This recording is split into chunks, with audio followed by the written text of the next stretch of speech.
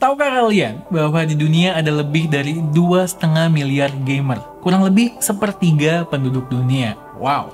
Dan gak main-main, seminggu rata-rata mereka bisa ngabisin waktu sekitar 7 jam untuk main game. Setidaknya itulah hasil riset dari tim internal HP di tahun 2020. Ingat tadi gue sebut kata-kata kurang lebih dan rata-rata. Tapi jangan lupa, ada sebagian kecil dari kelompok gamer ini yang emang bener-bener kerjanya gaming full-time dan juga entusias. Nah, laptop yang hari ini kita mau bahas kemungkinan besar cocok untuk kelompok gamer seperti ini yang menginginkan performa maksimal buat gaming.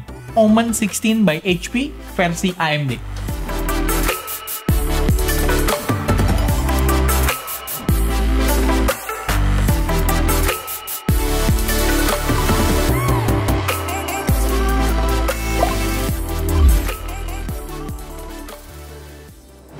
Sudah bukan rahasia lagi bahwa laptop gaming itu biasanya dimensinya gede, khususnya ketika kita berbicara mengenai ketebalannya. Karena isiannya juga lebih canggih pastinya kan dibanding laptop standar lainnya. Dan berat juga. Yang satu ini lebih dari 2 kilo. Tapi gue pribadi nggak pernah bermasalah untuk urusan yang kayak begini. Karena laptop gaming itu biasanya stationary aja, bukan buat kegiatan yang riweuh kesana kemari. Yang gue suka, sentuhan bahasa desain minimalis dan elegan dari generasi sebelumnya dipertahankan di Omen 16 ini. Gue tuh tipe orang yang nggak suka punya device yang desainnya rame dan ribet. Cocok nih buat kalian yang punya selera sama seperti gue. Untuk yang versi AMD atau AMD ini, nama warnanya Mica Silver. Di mata gue, rada kelihatan kayak gunmetal gitu, dan gue suka. Apalagi ada sentuhan kecil di sana-sini, seperti brush lines yang ada di sisi kiri dan kanan chassis. Oh ya, gue perhatikan HP belakangan ini mengedepankan sustainability di produk-produknya. Material plastik dan aluminium yang digunakan di sini adalah material recycle yang bersahabat dengan lingkungan. Dengar kata-kata recycle, kalian gak usah khawatir untuk urusan build quality-nya, tetap solid dan premium kok. Mumpung masih ngomongin sekitaran fisik, perlu gue info bahwa panel bagian bawah bisa dibuka untuk akses langsung ke RAM dan SSD. Cepet dan gak ribet. Port-port yang ada di Omen 16 bisa gue bilang lengkap. Di kanan ada 2 super speed USB alias USB 3.2 Type A. Lalu di sebelah kiri nih yang rame. Dari paling kiri, koneksi buat charging power, RJ45 port USB yang sama seperti di sisi kanan, mini display port HDMI 2.1 yang sudah 8K 60Hz ready, kemudian USB Type-C. Mantap. Lalu combo audio jack dan SD card reader. Penting nih buat konten kreator. Lengkap ya? Nggak perlu lagi yang namanya dongle-donggelan kalau begini ceritanya. Nggak sampai di situ. Untuk konektivitas wireless bisa pakai Bluetooth 5.2 dan Wi-Fi 6E atau 6 Extended yang beroperasi di spektrum 6 GHz. Intinya lebih minimal interupsi, lebih cepat, dan latensinya lebih rendah. Pertama nih, untuk lini laptop keluaran HP. Tapi sabar dulu, untuk sekarang belum ada approval untuk penggunaan di luar USA, masih pending. Yang penting, kita tahu bahwa laptop kita udah future-proof seenggaknya. Nanti ketika regulasinya sudah dibuka di Indonesia, HP bakalan ngeluarin update firmware untuk drivernya. Kalau soal kameranya yang ada di laptop ini, ya udah tau lah kita ya kualitas kamera pada laptop pada umumnya itu seperti apa.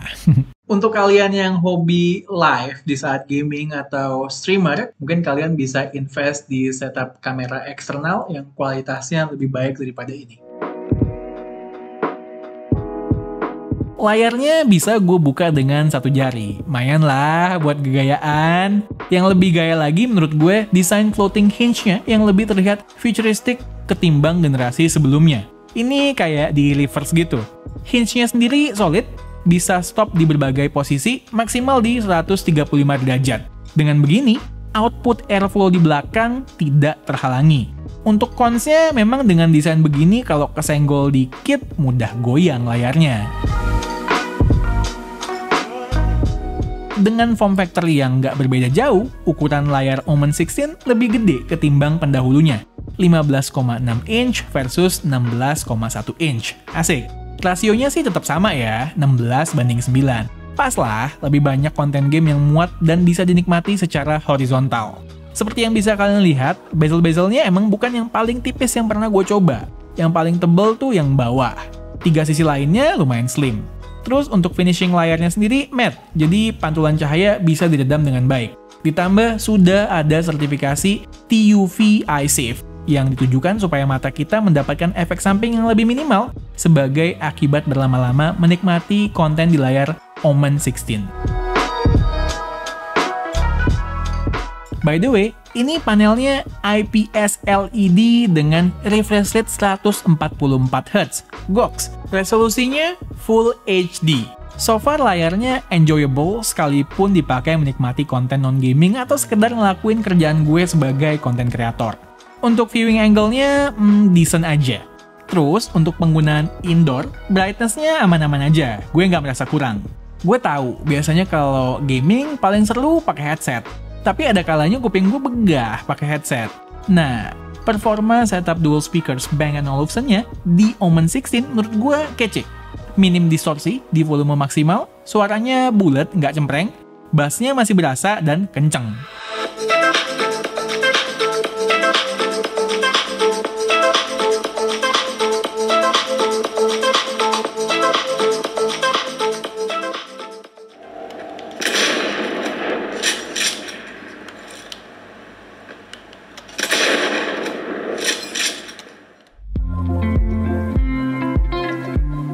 Bicarain soal keyboard dan trackpad, yang perlu kalian ketahui adalah trackpadnya gede dan solid. Gue nggak merasa harus selalu pakai mouse. Lalu untuk keyboardnya punya fitur 4-zone lighting. Guna nih buat ningkatin mood saat gaming, supaya lebih mendalami. Selain itu, kalau mau dibuat lighting normal semuanya, selayaknya keyboard biasa juga bisa. Udah gue sebutin dari awal kalau Omen 16 yang gue pegang ini adalah versi AMD-nya. Spesifikasi lengkapnya menggunakan prosesor AMD Ryzen 9 5900HX APU ditandem dengan GPU RTX 3070 dengan memori 8GB. Menurut gue ini sebuah kombinasi yang wah untuk portable gaming machine. Nggak lupa ada RAM 16GB dan SSD 512GB yang bisa di-expand. Kalau mau tahu bagaimana performa hardware-hardware yang gue sebutin ini, secara angka, nih, coba kalian lihat hasil benchmarknya.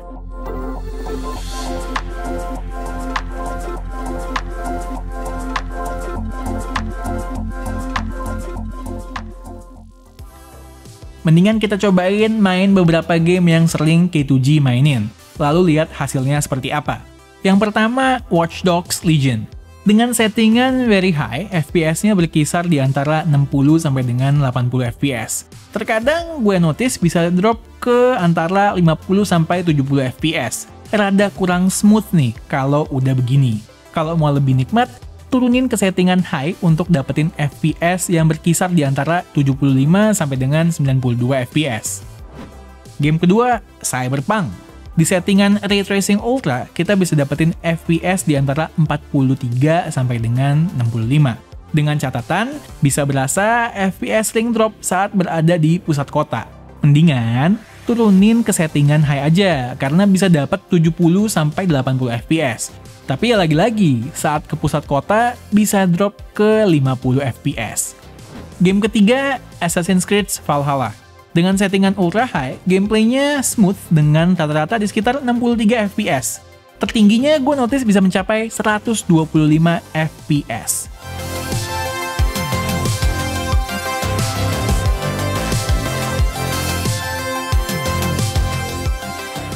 Game keempat, PES 2021. Dengan settingan 1080p VSync di enable, bisa dapat rata-rata 140 FPS di saat gameplay.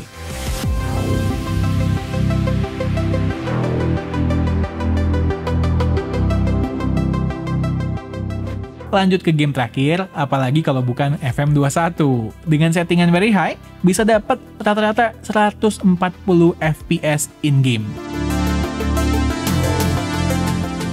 Sekedar info, suara kipasnya di saat lagi main kenceng, tapi kalau lagi idling atau gamenya kita close, langsung senyap lagi. Buat yang nanya panasnya bagaimana, menurut gue Heat managementnya lebih baik ketika menggunakan performance mode. Minim panasnya di area yang bersentuhan dengan tangan.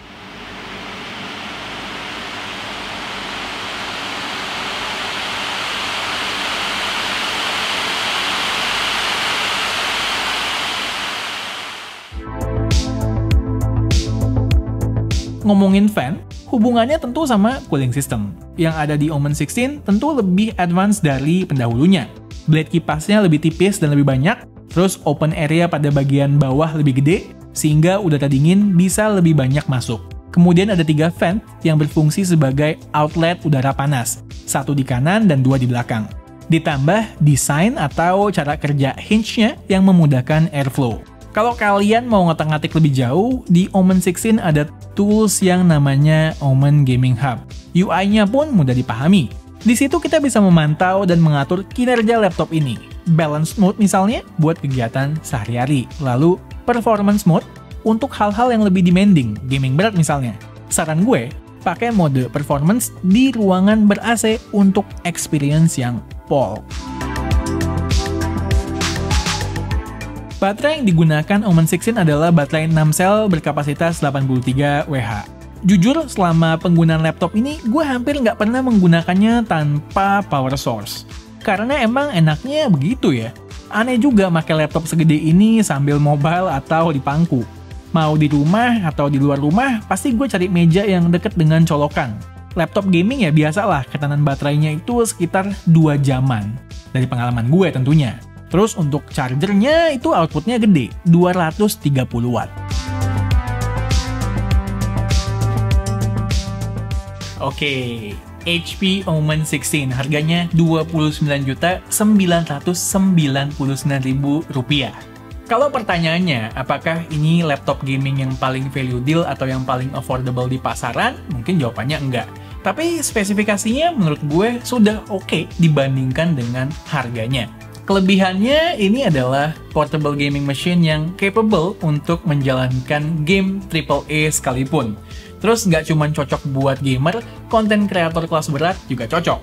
Lalu desainnya buat gue ini asik ya, minimalis, port-portnya pun lengkap. Kekurangannya sendiri menurut gue masih expected lah untuk lini laptop gaming seperti ini, yaitu ketahanan baterainya yang kurang dan suara fan-nya di saat heavy load. As always, kalau kalian suka dengan video kami, jangan lupa subscribe dan tunggu racun-racun kami yang berikutnya. Bye guys!